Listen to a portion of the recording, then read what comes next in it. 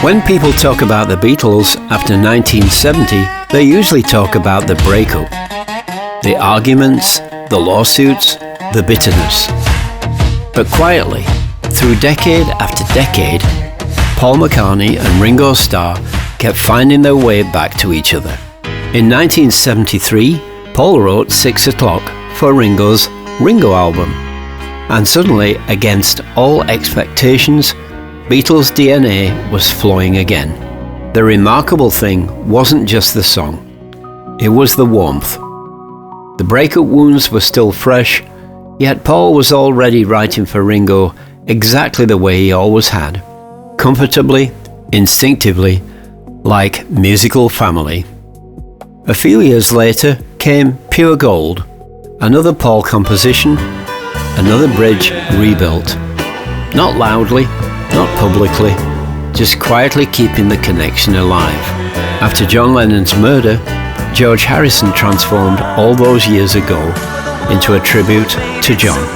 Paul and Ringo both appeared on the track, not as the Beatles, but as surviving brothers singing to someone missing from the room. By the early 1980s, Ringo was appearing again.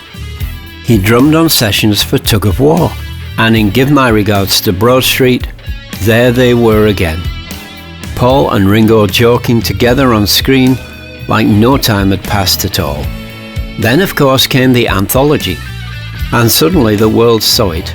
The affection, the humour, the emotional shorthand between them, the anger had faded. What remained was history. And then came Ringo's album, Why Not? Paul played the bass on Peace Dream and sang with Ringo on Walk With You. Everything will be fine.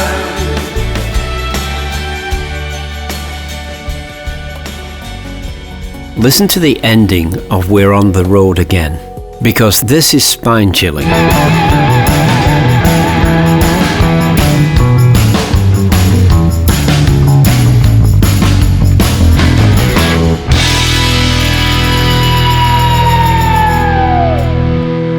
Lots of musicians play Paul McCartney bass lines. Brian Ray can, Denny Lane could, but nobody truly sounds like Paul. Because somewhere, over 60 years, Paul McCartney became emotionally fused to that Hofner bass. This is the Beatles' rhythm section, and it is still intact. And then came Now and Then, perhaps the final Beatles song. John's voice, George's guitar, Paul's bass, and Ringo's drums. Past and present somehow existing together in the same room. And now comes Home to Us, not a Beatles reunion, 2 old Liverpool boys returning home together one more time. People sometimes ask why audiences still react emotionally when Paul and Ringo stand beside each other. The answer is simple. Because somewhere deep down, we all know what we are hearing. Not merely songs, but friendship surviving time itself. And when Paul picks up that Hofner and Ringo sits behind those drums, you are not simply hearing a rhythm section.